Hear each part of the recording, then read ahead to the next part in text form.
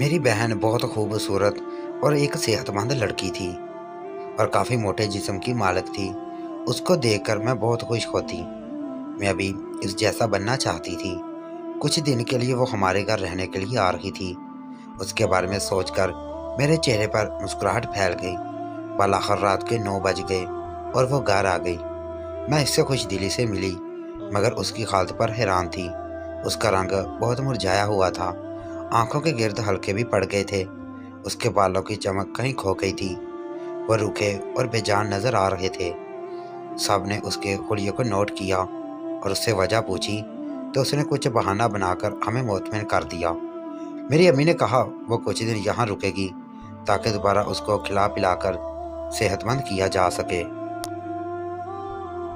لیکن یہ سن کر مجھے حیرانی ہوئی کہ ریما باجی نے یہاں رکنے سے انکار کر دیا۔ ان کا کہنا تھا کہ وہ 12 بجے تک اپنے شوہر کے ساتھ واپس گھر جائیں گی۔ میں باجی کو دیکھ کر پہلے ہی حیران تھی اور اب ان کی بات سن کر میں پریشان ہو گئی۔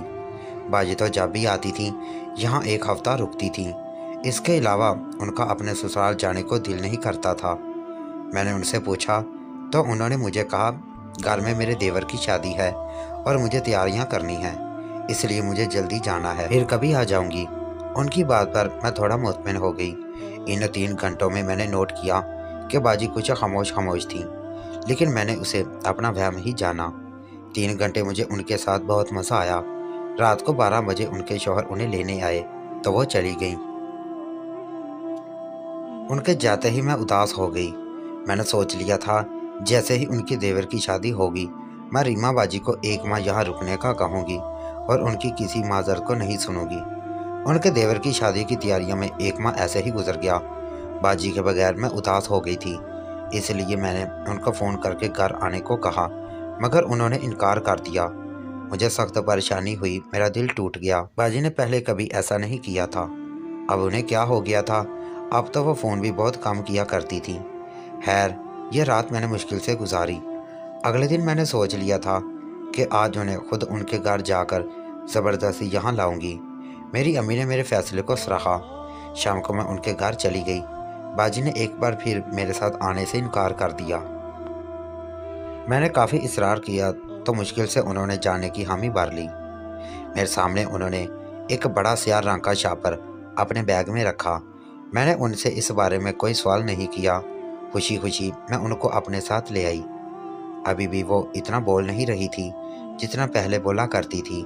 میں نے سوچا ان کو شادی کی تھکاوٹ ہوگی، اس لیے میں نے اس رات ان کو جلدی سونے کا کہا۔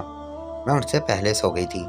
اگلی صبح جب میں اٹھی تو باجی نے اپنے پیٹ پر دوپٹہ رسی کی طرح باندھ رکھا تھا اور 3-4 انچ کا پتھر نظر آ رہا تھا جس پر دوپٹہ باندھا گیا تھا۔ مجھے بڑی حیرانی ہوئی۔ میں نے ان کو جھنجھوڑ کر اٹھایا اور ایسا کرنے کی وجہ پوچھی۔ ریما باجی نے مجھے سختی سے منع کیا کہ میں اس بارے میں کسی کو کچھ نہ بتاؤں گی ورنہ وہ یہاں نہیں آئیں گی۔ ان کی دھمکی پر میں خاموش ہو گئی۔ وہ میری بڑی بہن تھی، اس لیے میں ان سے زیادہ سوال یا ان کے حکم کی نافرمانی کرتے ہوئے ڈرتی تھی۔ میں نے ان سے کسی کو نہ بتانے کا وعدہ کیا۔ کچھ دن رہ کر باجی اپنے گھر چلی گئیں، لیکن وہ روز ایسا ہی کر رہی تھیں۔ میں بہت پریشان ہوئی تھی، لیکن میں نے سوچا کہ باجی کو مجھ سے زیادہ بہتر پتہ ہے، اس لیے مجھے اس بارے میں زیادہ نہیں سوچنا چاہیے۔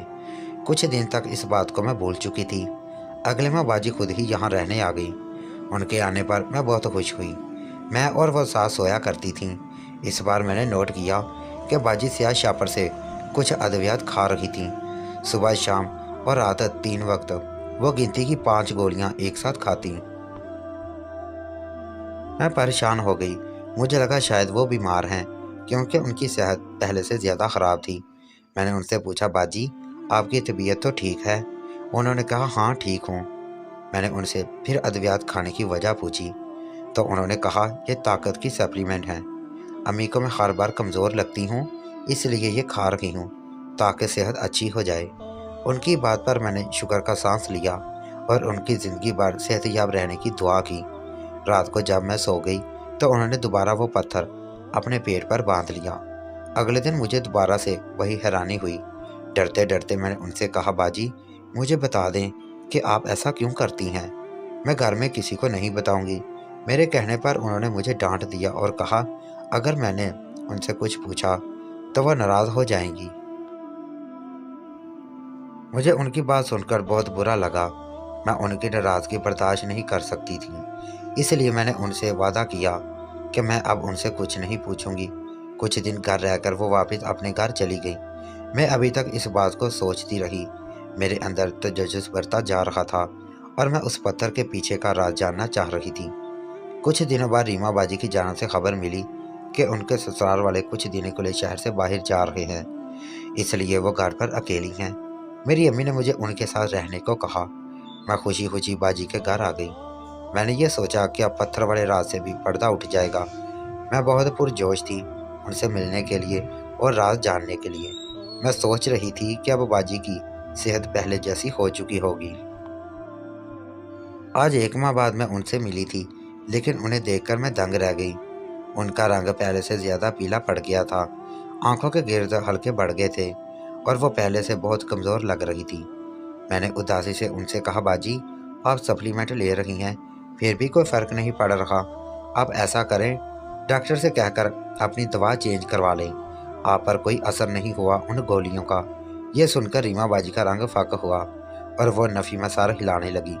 انہوں نے کہا کچھ دن پہلے انہیں بخار ہو گیا تھا، اس لیے وہ کمزور لگ رہی ہیں، گھر والے پریشان نہ ہو جائیں اس لیے انہوں نے کسی کو نہیں بتایا۔ یہ دوائیاں بہت کام کی ہیں۔ میں نے باجی کی بات پر گہری سانس خارج کی۔ پتہ نہیں انہیں کیا ہوتا جا رہا تھا۔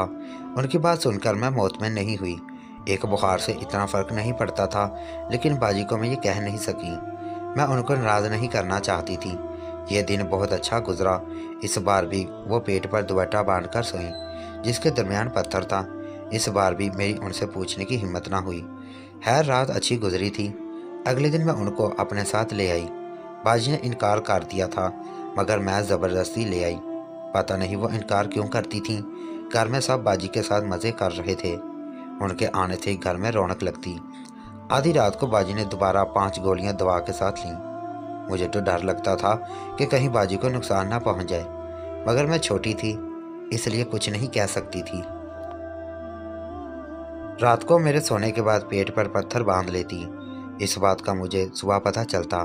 میں نے سوچ لیا تھا کہ میں پتہ کر کے رہوں گی اس کا راز کیا ہے۔ کبھی نہ کبھی تو باجی مجھے بتا ہی دیں گی۔ کچھ دنوں کے بعد باجی سسرال چلی گئی۔ کچھ دن تک ان کے سسرال والے آ رہے تھے، تب تک میں ان کے ساتھ رہنے کا فیصلہ کیا۔ جب میں ان کے کمرے میں گئی تو وہ لیٹ چکی تھی۔ میں نے ہمت کر کے ان سے پتھر کے بارے میں پوچھا تو انہوں نے مجھے ڈانٹ دیا اور کہا اس بارے میں کسی کو پتہ نہ چلے۔ میں نے مسکراتے ہوئے اسبات میں سر ہلایا اور اس کے پیچھے کا راز جاننا چاہتی تھی۔ آخر ایسا کیا تھا اس پتھر میں؟ میرے دماغ میں ایک خیال آیا۔ باجی میرے سونے کے بعد پتھر باندھتی تھی۔ میں نے کچھ سوچا اور پھر سونے کا ڈرامہ کیا۔ باجی نے کمرے میں چھوٹا بلب جلا لیا۔ باجی کو لگ رہا تھا میں سو رہی ہوں، مگر ایسا نہیں تھا۔ انہوں نے مجھے ہلایا پر میں نے کوئی جواب نہ دیا۔ اب انہیں یقین ہو چکا تھا کہ میں سو گئی ہوں۔ انہوں نے ابھی تک پتھر نہیں باندھا تھا۔ کچھ دیر گزری اور وہ پیٹ پر پتھر باندھ کر اٹھ کر کمرے سے باہر نکل گئی۔ میں نے ان کا پیچھا کرنا چاہا۔ میں چپ کر کے ان کے پیچھے گئی اور یہ دیکھ کے ڈر گئی کہ وہ عبایا پہن کر نقاب کر رہی تھی۔ کیا وہ کہیں جا رہی تھی؟ مگر کہاں؟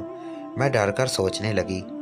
میں نے پہلے سوچا کہ ان سے جا کر پوچھ لوں، لیکن مجھے خیال آیا کہ شاید مجھے پتھر کا راز معلوم ہو جائے، اس لیے میں رک گئی۔ جیسے ہی وہ گھر سے نکلی میں نے ان کا پیچھا کرنا شروع کیا۔ رات کا 1 بج رہا تھا۔ میں احتیاط سے ان سے کافی پیچھے چل رہی تھی۔ وہ ایک جگہ آ کر رکی اور ایک جھونپڑی نما گھر میں داخل ہو گئی۔ میں خیر سے اس جھونپڑی کو دیکھ رہی تھی جہاں ہر جانب موم بتیاں اور دیے روشن تھے۔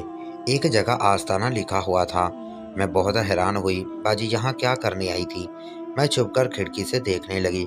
اس وقت باجی کے ساتھ ایک نقاب پوش عورت بھی تھی جو ایک تخت پر بیٹھی تھی۔ اس نے میری باجی سے کہا یہ نیا پتھر لو اور اسے روز پیٹ پر باندھ کر سو جاؤ۔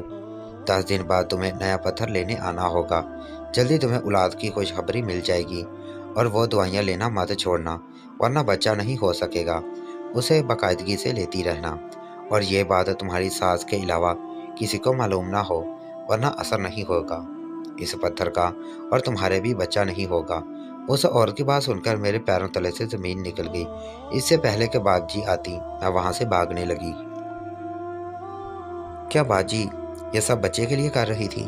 उनको कब से ऐसी बातों पर यकीन होने लगा था? मुझे कुछ समझ नहीं आ रहा था कि मैं क्या करूं।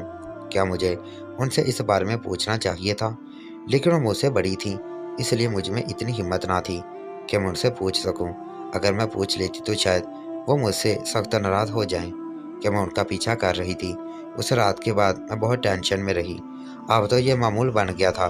बाजी जब भी मैके आती, गोलियां लेकर आती और पेट पर पत्थर बांध लेती। वह रोज बरोज कमजोर हो रही थी। एक दिन मैं बहाने से उनके ससुराल रहने गई। उनके साथ और ससुर शोहर को किसी और शहर जाना था। इस बार मैं उनके साथ रहने पर खुश नहीं थी, बल्कि उदास थी। आधी रात को मुझे बाजी के रोने की आवाज़ आई। मैं डर कर उठ गई और उनसे रोने की वजह पूछी तो उन्होंने कहा, मेरे पेट में बहुत दर्द हो रहा है। ये कहकर अचानक से उन्होंने रोना बंद किया और मेरी तरफ देखकर कहने लगी, लगता है काम हो गया है और कोई खुशखबरी मिलने लगी है। पेट में उठते तेज दर्द की वजह से वो दोबारा रोने लगी। मैंने जल्दी जल्दी बाजी का पर्स उठाया और उन्हें करीबी हॉस्पिटल ले गई। मैं हैरान थी कि क्या वाकई इस पत्थर का कमाल था। मैंने घर किसी को फ़ोन नहीं किया था ताकि कोई परेशान ना हो। सारे रास्ते वो रोती रही मगर साथ साथ खुश भी थी और उस नकाबपोश औरत को दुआएं दे रही थी। पता नहीं क्यों मुझे उस औरत पर यकीन नहीं था। लेडी डॉक्टर ने उनके मुआयने के बाद बताया कि ऐसा इसलिए हुआ क्योंकि वो किसी दवा की हैवी डोनर ले रही थी। अभी कोई खुशखबरी नहीं थी। बाजी मायूस हो गई। मुझे कुछ याद आया और मैंने उनका पर्स खटखटाने लगी। उस स्याह शापर को मैंने डॉक्टर साहब को दिया जिसमें दवाइयाँ थी। बाजी ने मुझे खूनख्वार नज़रों से देखा। मुझे उनके घूरने की वजह समझ नहीं आई। अपनी तरफ से मैंने अक्लमंदी का काम किया था। डॉक्टर साहबा ने सब अद्वियात चेक करने के बाद बताया कि ये बच्चा रोकने वाली दवा है। आप ये क्यों ले रही हैं? इससे आपको नुकसान पहुंच सकता है। हम दोनों बड़ा हैरान हुए। रीमा बाजी ने डॉक्टर से कहा, ऐसा नहीं है, आपको गलत फहमी हुई है। ये अद्वियात तो मेरी सास मुझे खिला रही हैं। उनका कहना है कि मेरा बच्चा नहीं हो सकता और जब मैं ये खाऊंगी तो जल्द हो जाएगा। डॉक्टर साहबा ने उनकी बात की नफ़ी की और कहा वो ये सब लेना छोड़ दें वरना वाकई आगे मुश्किलात हो सकती हैं। इसलिए उनकी सेहत ख़राब हो रही है और वह रात हमारी परेशानी में गुजरी। बाजी ने सब मुझसे शेयर कर दिया था। उन्होंने ये भी कहा कि इसलिए मैं तुम्हारे साथ घर नहीं आ रही थी क्योंकि मेरी सास ने मना किया था, लेकिन मुझे वाकई यकीन है कि डॉक्टर कोई गलतफहमी हुई थी। मेरी सास ने बड़े हॉस्पिटल से ये दवाइयाँ ख़ास तौर पर मेरे लिए ली हैं और उनकी सहेलियों की बहू को भी इससे जल्दी बच्चा पैदा हुआ है। मुझे अपनी बहन की सास की बजाय डॉक्टर पर यकीन था। मेरा कहना था कि आपकी सास को कोई गलतफहमी हुई है या उनकी डॉक्टर ने गलती से ये दवा दी है। लेकिन रीमा बाजी इस बात को तस्लीम नहीं कर रही थी। बलाखिर लंबी बहस के बाद हमने फैसला किया जब सास आएगी तो उनसे ही बात करेंगे ताकि सब क्लियर हो जाए और तब तक बाजी ये अद्वियात खाना छोड़ देंगी क्योंकि वो कोई रिस्क नहीं ले सकती थी। बाजी ने और मैंने इस बात पर इत्तेफाक किया। अब हमें उनकी सास के आने का इंतज़ार था। कुछ दिनों में वो आ गई थी और मैं वहीं पर थी। मेरी बहन ने वो अद्वियात खाना छोड़ दी थी और उन्हें छोड़ने के बाद उनकी सेहत वाकई अच्छी हो गई थी। अब उनको भी मेरी बात का यकीन हो गया था कि कुछ तो गड़बड़ है। लेकिन वो कह रही थी कि उनके सास को किसी ने गलती से ऐसी दवा दी है। मेरे साथ गलत नहीं कर सकती। मैंने बाजी से कहा, आज रात पता चल जाएगा। जब उनकी सास आई तो वह सब मेहमानों में मसरूफ़ थी। घर पर मेहमान उनसे मिलने आए थे इसलिए हम बात ना कर सके। लेकिन आधी रात को जब बाजी ने उनसे पूछना चाहा तो उनके पूछने पर पहले वो बोली, मुझे किसी के घर जाना है। इतना कहकर वो आधी रात को चली गई। बाजी ने बताया कि वो अपनी बहन के घर गई होंगी। खैर हमने उनसे अगले दिन बात करने का सोचा, लेकिन अगले दिन उन्होंने अकेले में बाजी को सख्ती से वो दवा लेने की हदायत की और वो पत्थर बांधने का कहा और फिर वो दोबारा चली गई। रीमा बाजी उनसे कुछ पूछ भी ना सकी। एक दो दिन मजीद ऐसा हुआ तो हम परेशान हो गए। रात को जाती और फजर के बाद वापस आती। हम दोनों अब कशमकश का शिकार थी। घर में किसी को पता नहीं था कि साथ घर से गायब होती है। हमने सोचा कि क्यों ना इनका पीछा किया जाए। आखिर वह रोज़ अपनी बहन के घर क्यों जाती थी। हम दोनों चोरी चोरी उनके पीछे गई। यह देखकर हमें हैरत हुई कि वो आस्ताने में दाखिल हो रही थी। हम दोनों छुप गए और छुपकर उनकी बातें सुनने लगे। ان کی ساس نے کہا تھا کہ ریما کو تب تک بیوقوف بنانا ہے جب تک اس کا شوہر اسے طلاق نہ دے دے۔ انہیں آصف کی شادی اپنے گھرانے میں کرنی ہے، جبکہ آصف نے ریما سے پسند کی شادی کی ہے اور وہ یہ شادی توڑنا چاہتی ہیں۔ ریما باجی سن کر حیران رہ گئی۔ میری بھی یہی حالت تھی۔ میں نے باجی سے پوچھا کہ انہوں نے ایسا کیوں کہا۔ باجی نے بتایا کہ میرے ساتھ مجھے پسند نہیں کرتی تھی، انہوں نے میرے شوہر آصف کی وجہ سے مجھے قبول کیا تھا۔ اب سمجھ آیا ان ادویات کا اور اس پتھر کا کوئی چکر نہیں تھا، بلکہ یہ مجھے بیوقوف بنا رہی تھیں اور وہ ادویات بچہ نہ ہونے والی تھیں۔ میری بہن پریشان ہو کر رونے لگی۔ میں نے ان کو حوصلہ دیا اور کہا آپ ایسا کریں کہ اپنی ساس کا یہ منصوبہ خراب کر دیں۔ انہوں نے پوچھا کیسے؟ میں نے کہا آپ روز ان کو کہیں آپ ادویات لے رہی ہیں، جبکہ آپ پھینک دیجئے گا اور آپ وہ پتھر پھینک دیجئے گا، ایسا کچھ ہو سکتا ہے۔ انہوں نے ایسا ہی کیا۔ وہ ساس سے جھوٹ بولتی کہ میں وہ دوائیاں کھا رہی ہوں، اس کے ساتھ مطمئن تھی، پر میری بہن میرے سامنے رویا کرتی تھی۔ وہ کہتی تھی کہ اب دوائیوں کے بعد وہ کبھی ماں نہیں بن سکے گی اور ان کا شوہر انہیں طلاق دے دے گا۔ انہیں روتا دیکھ کر میں بھی رونے کا دل کرتا، لیکن میں انہیں حوصلہ دے دی کہ سب ٹھیک ہو جائے گا۔ اس بارے میں صرف ہم دونوں بہنوں کو ہی علم تھا، ہم نے کسی کو بھی نہیں کچھ بتایا۔ میں روز اپنی بہن کو تسلی دیتی اور کہتی کہ وہ آصف کے ساتھ اچھا سلوک رکھیں تاکہ ان کے ساتھ آصف کو بہکا نہ سکیں۔ میری بہن نے ہی ایسا کیا۔ وہ 2 ماہ بعد میری بہن کو ماں بننے کی خوشخبری ملی۔ وہ دن ہم سب کے لیے عید کا دن ثابت ہوا۔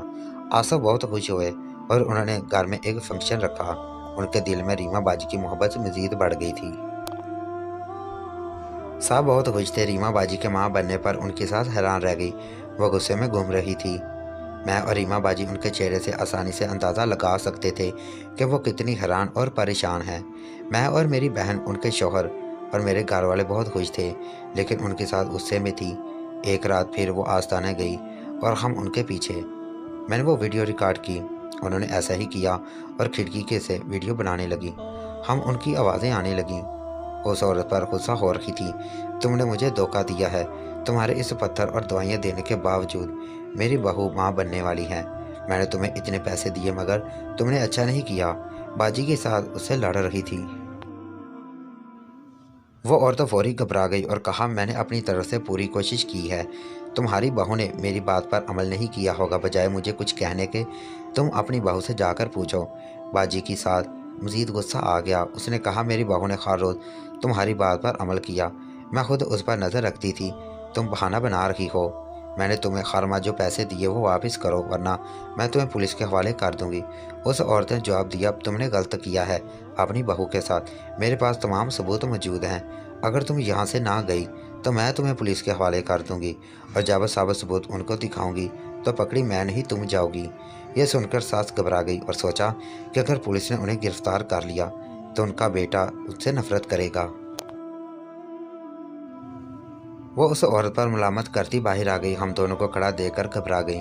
ریما باجی نے غصے سے انہیں دیکھا اور کہا یہ ثبوت میں اپنے شوہر کو دکھاؤں گی، مجھے نہیں پتا تھا آپ اتنی بری خصلت کی مالک ہیں، آپ نے مجھے میرے شوہر سے بدگمان کرنا چاہا تھا، اس ثبوت کے بعد وہ آپ سے بدگمان ہوں گے۔ ویڈیو دیکھ کر ساس کی سیٹی گم ہو گئی۔ وہ ہاتھ جوڑ کر معافی مانگنے لگی اور کہنے لگی کہ وہ شرمندہ ہیں اور یہ سب انہوں نے آسانی کی عورت کے بہکاوے میں آ کر کیا۔ وہ معصوم لوگوں کو ایسے ہی بیوقوف بنا کر لوٹتی تھی، مجھے پتہ نہیں چلا اس لیے میں پاگل بن گئی۔ ان دوائیوں اور پتھر سے کسی کی اولاد نہیں ہوتی، بلکہ اس عورت کے کہنے پر میں نے جھوٹ بولا تھا۔ میں نفرت میں اندھی ہو چکی تھی، مجھے معاف کر دو۔ ہمیں ان کے چہرے پر بالکل بھی شرمندگی محسوس نہ ہوئی۔